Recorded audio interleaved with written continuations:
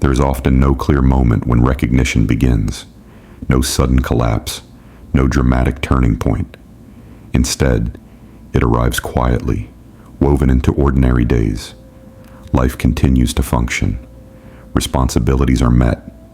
Conversations happen. Smiles appear when expected.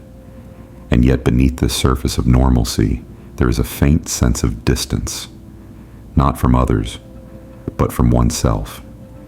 It can feel like moving through life slightly disconnected, as if watching from a place just behind the eyes, present, but not fully inhabiting the moment, engaged but not deeply touched by it. This recognition rarely announces itself as pain.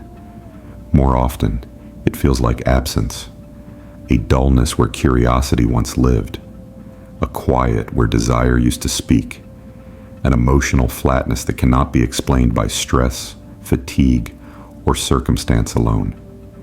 People often mistake this feeling for adulthood, for maturity, for stability. After all, nothing appears broken.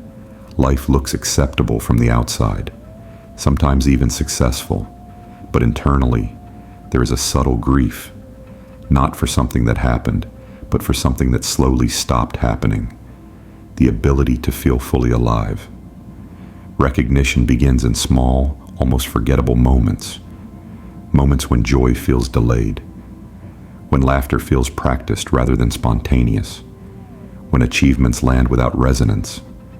There may be a growing sense of living on autopilot. Days blur together. Weeks pass without memory. Life moves forward, but something essential does not move with it. This is not emptiness in the dramatic sense. It is quieter than that, more confusing, because there is no clear reason to feel this way.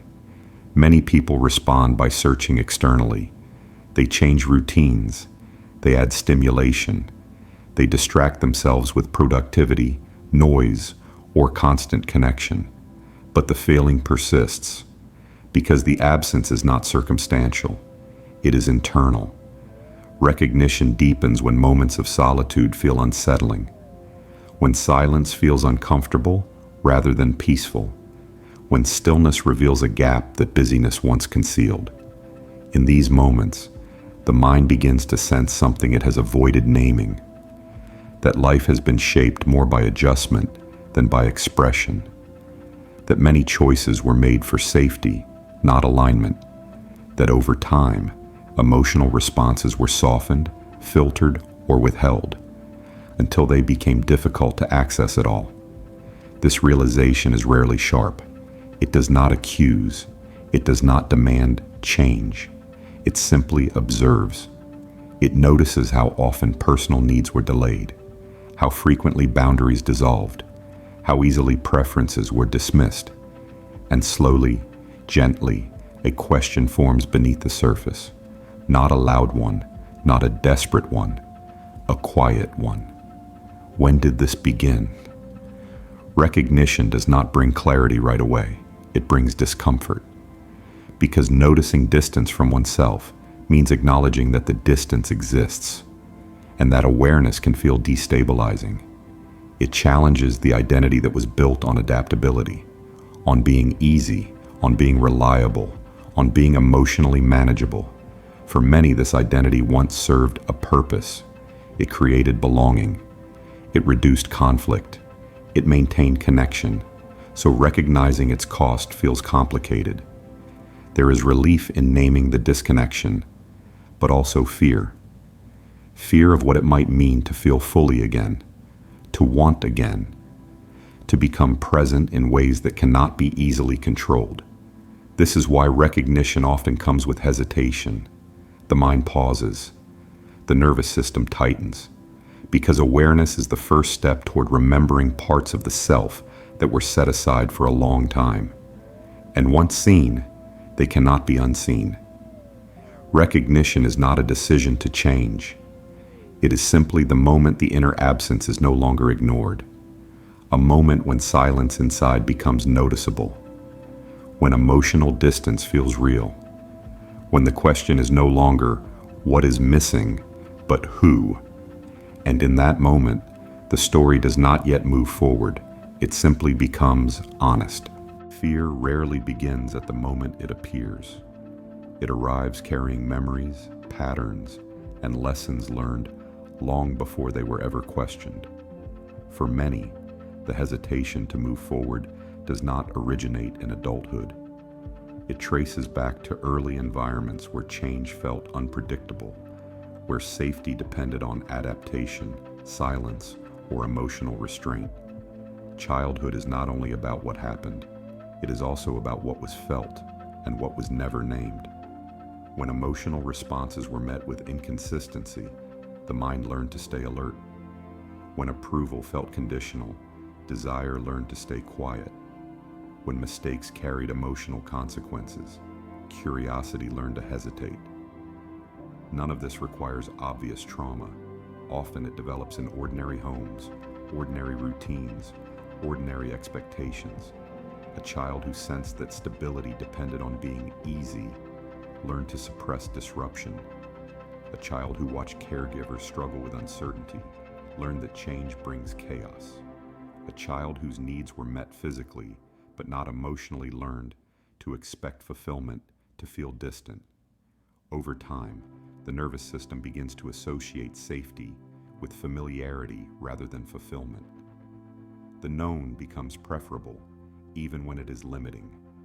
The predictable feels safer than the unknown, even when the unknown holds growth. Psychology refers to this as learned emotional regulation. The child adapts not by exploring freely, but by managing risk internally. They learn when to speak, when to stay quiet, when to desire less. As adulthood arrives, these adaptations remain, not as conscious memories, but as emotional reflexes. This is why wanting more can feel uncomfortable rather than exciting. Desire activates old questions the mind once had to answer quickly. Will this disrupt stability? Will this lead to disappointment? Will this cost something I cannot afford to lose? The fear is not about the future itself. It is about repeating a past emotional experience. Many people mistake this hesitation for lack of confidence. But confidence is not the issue. The issue is emotional memory. The brain remembers what uncertainty once felt like before language existed to describe it. And it responds protectively, even when the present situation is different. This protection shows up subtly. Opportunities are evaluated through worst-case scenarios. Desires are softened into vague thoughts. Decisions are delayed until they feel safe, even when safety is impossible to define. Importantly, the mind does this without conscious intent. It is not self-sabotage. It is self-preservation operating on outdated information. Neuroscience shows that early emotional experiences shape how the brain predicts outcomes. When the past taught that unpredictability equals emotional cost, the brain learns to anticipate loss before gain. So the future becomes something to manage rather than enter. This explains why people can feel emotionally mature, intelligent, and self-aware, yet still feel immobilized when faced with change. Their hesitation is not about capability, it is about tolerance. Tolerance for emotional ambiguity, tolerance for not knowing who they will become next, tolerance for letting go of identities that once kept them safe. In this chapter, fear is not an enemy, it is a messenger. It carries information about what once felt overwhelming. It points to moments when desire had to be restrained to maintain connection or stability. Understanding this reframes the conflict. Wanting more is not new. It has always existed. What developed alongside it was the fear of what wanting might cost. Before the mind can move forward, it must recognize that it is responding to history, not prophecy. That the future is being filtered through an emotional lens shaped long ago. This realization does not erase fear, but it softens it. And softening fear is the first step toward loosening its grip. Anticipation is often mistaken for intuition, but psychologically, it is something else entirely. It is the mind rehearsing the future before it arrives. Not to imagine possibility, but to reduce uncertainty. The human brain is not designed to seek happiness. It is designed to seek predictability. And when predictability is missing, the brain fills the gap with simulation. This is where anticipation becomes heavy. When a person wants more, the brain does not ask what could be gained. It asks what could go wrong. It scans for emotional risk, social consequence, loss of control. It projects forward using past data, not present reality. Neuroscience shows that the same neural networks involved in memory are activated when imagining the future. The brain does not distinguish sharply between what happened and what might happen. It simply retrieves emotional patterns and applies them ahead of time. So if past uncertainty was paired with emotional discomfort, future uncertainty inherits the same emotional tone. This creates a paradox. The desire for change activates hope, but anticipation activates threat detection, and the nervous system cannot hold both comfortably at once. This is why people describe feeling excited and anxious simultaneously, a tightness in the chest paired with mental overactivity, a pull forward and a force holding them back. Psychologically, this state is known as anticipatory anxiety, but it does not always feel like fear. Often, it feels like overthinking, mental rehearsal, excessive planning, a need to figure everything out before moving. The mind believes that if it can predict every outcome, uncertainty will disappear.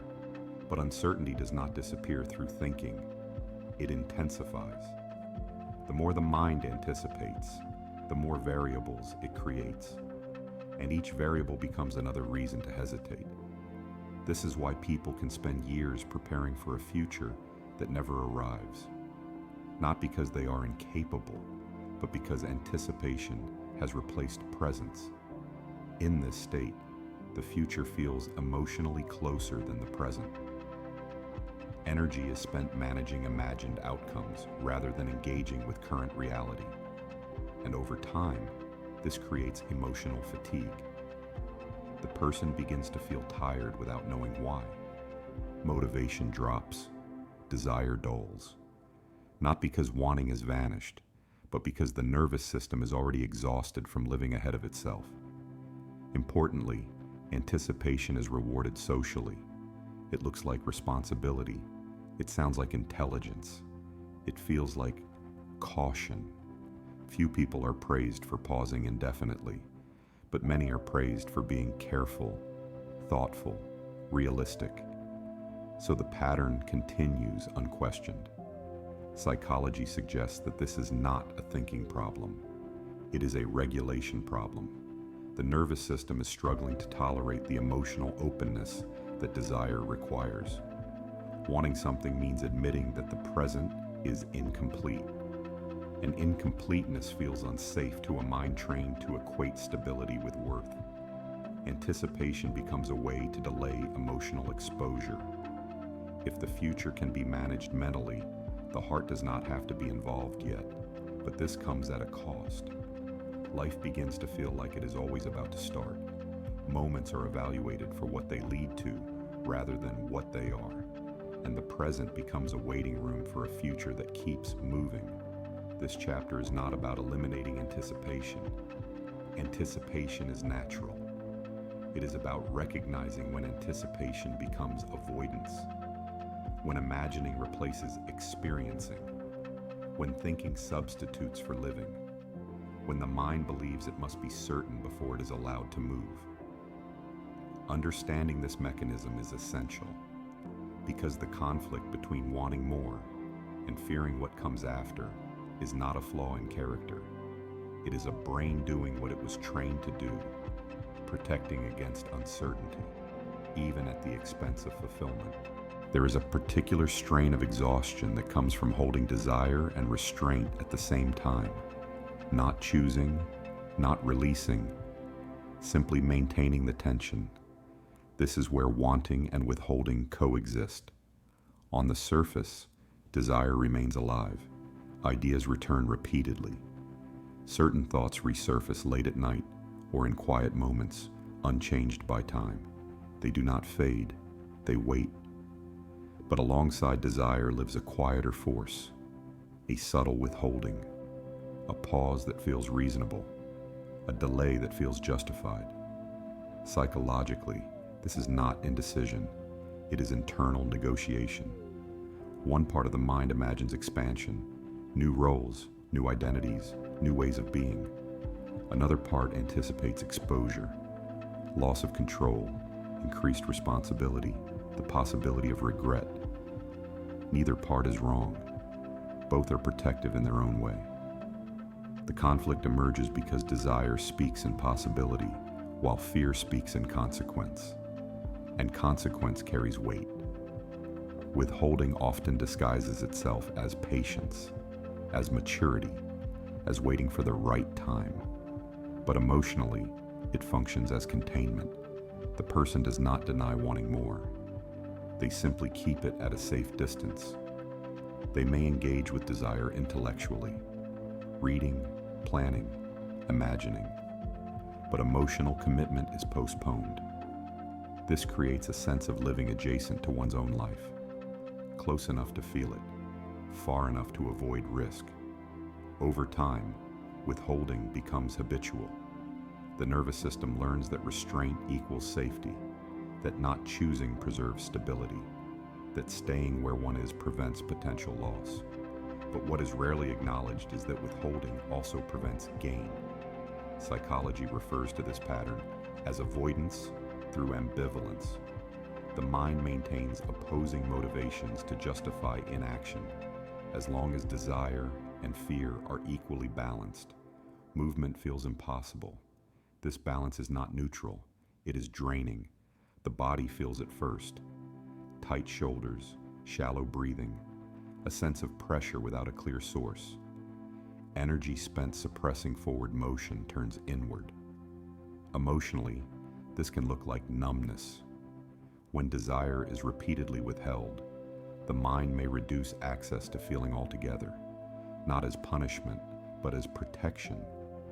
Feeling less becomes easier than wanting more. This is often misunderstood as losing passion or direction, but underneath, desire remains intact, quiet, patient, unresolved. The tragedy of this conflict is not that nothing happens. It is that life continues in a narrowed emotional range. Moments are experienced, but not fully inhabited. Choices are made, but without resonance. Success feels muted. Comfort feels hollow. And yet, fear persists. Because withholding does not remove uncertainty, it simply relocates it. Instead of fearing what might happen next, the person begins to fear something less defined, the sense that time is passing without alignment.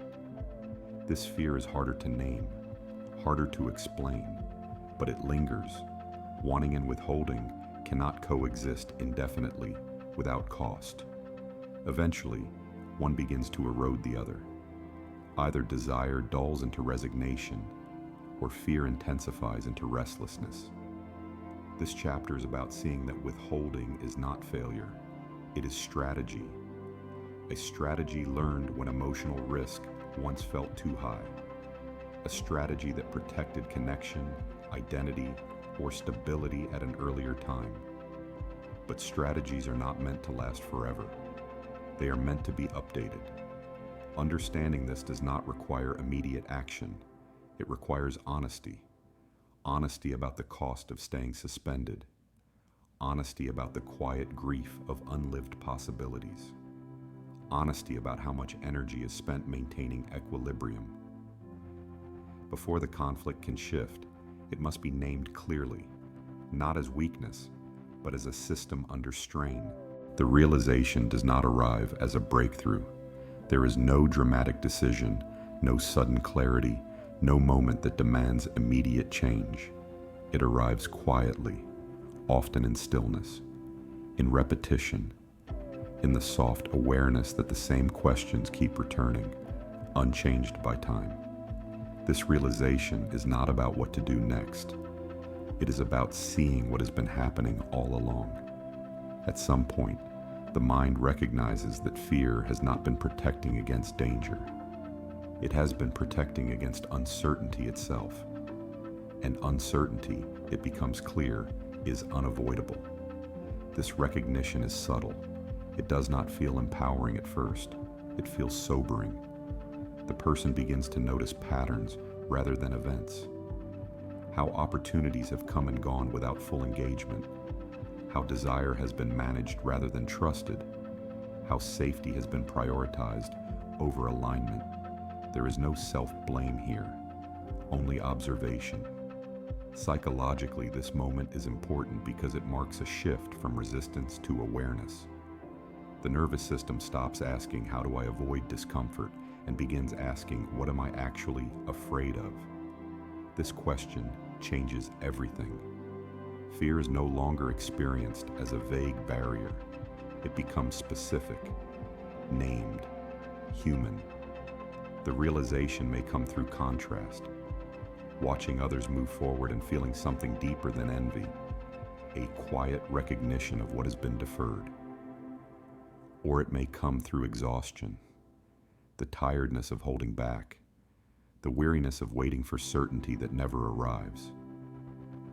In this space, the mind begins to understand that staying still is also a choice, one with consequences, not catastrophic consequences, but cumulative ones, moments that could have been lived more fully, emotions that were softened before they could deepen, versions of self that remained hypothetical.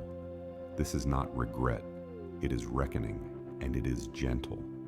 The realization does not demand transformation. It does not push toward action. It simply clarifies the cost of avoidance. Psychology suggests that awareness precedes regulation. Before the nervous system can tolerate change, it must first recognize the pattern it is using to cope. This recognition often brings mixed emotion. There may be sadness for lost time, relief in understanding oneself more clearly, fear of what awareness might require next. But underneath these feelings is something new. Honesty. Honesty that the conflict is not between ability and limitation. It is between safety and aliveness.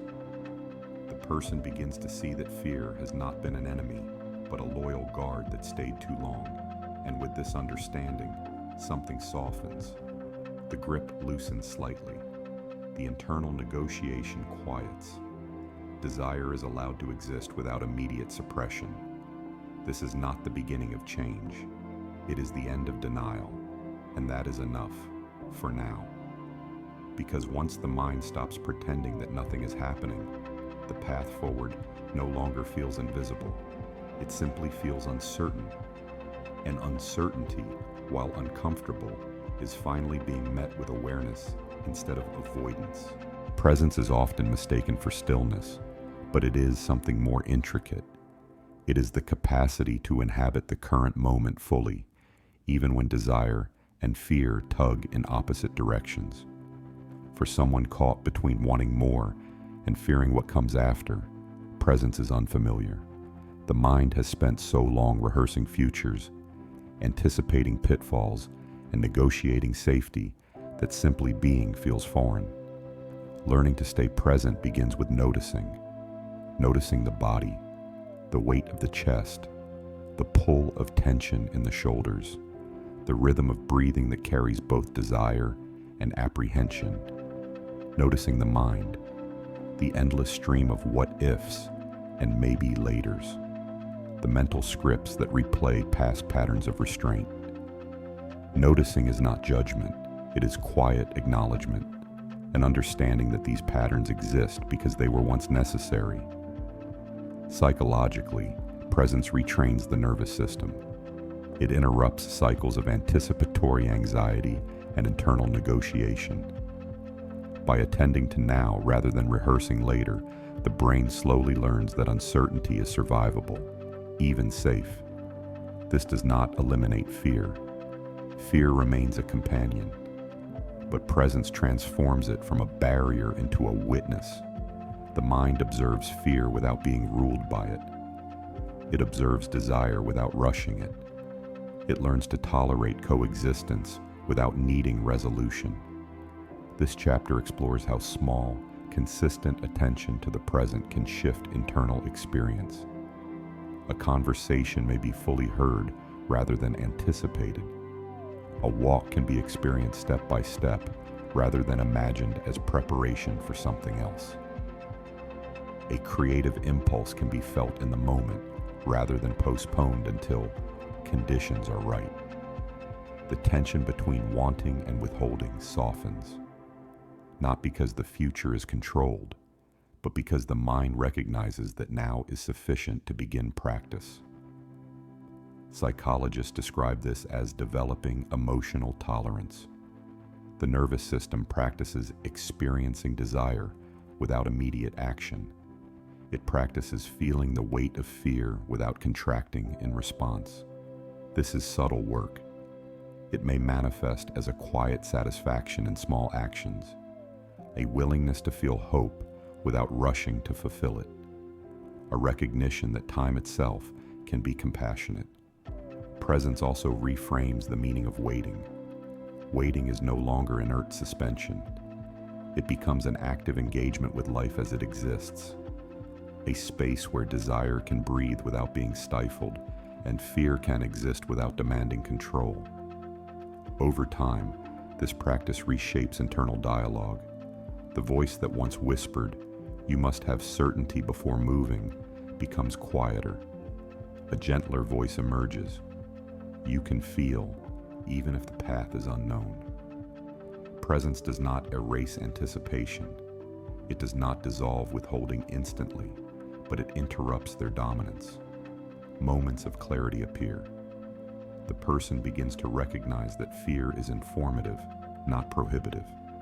Desire is expressive, not reckless. And in these moments, a new rhythm is possible. A rhythm in which life is not paused. A rhythm in which waiting does not feel like imprisonment. A rhythm in which wanting more and fearing what comes next can coexist without collapsing identity. This is the essence of learning to stay present. It is neither dramatic nor sudden. It is quiet, iterative, and compassionate. And it is the bridge toward integration, toward living with openness rather than restraint, toward engaging the world with measured courage, and toward allowing desire to be experienced fully, even without immediate resolution. There is a subtle freedom in releasing the need to control outcomes, not giving up, not surrendering ambition, but allowing life to move through one's hands as if it were water, fluid, unpredictable, alive. For someone who has long been caught between wanting more and fearing what comes after, this is unfamiliar territory. The mind is trained to anticipate, to calculate, to contain, to let desire exist only in rehearsal and fear in full expression. Living with open hands begins with recognition that fear and desire can coexist. That uncertainty is inevitable. That identity is not defined solely by action or inaction. Psychologically, this is a shift from avoidance to acceptance, from rigid self-protection to flexible engagement, from rehearsing life to inhabiting it. The person begins to notice the interplay of longing and apprehension without judgment. Desire is felt fully, acknowledged without being rushed. Fear is observed without being obeyed, and a quiet balance emerges. This is not a dramatic transformation. It is incremental, a soft, consistent reorientation of attention and intention. Moments that once felt paralyzing now feel expansive.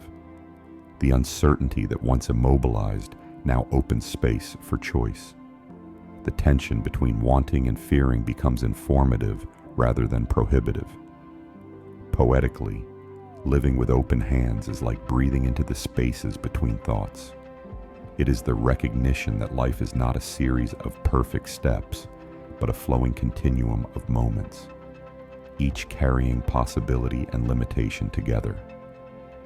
Emotionally, It is the relief of no longer needing to justify hesitation, the release of internal negotiation that has lasted decades, the comfort of knowing that fear is not an enemy and desire is not a threat.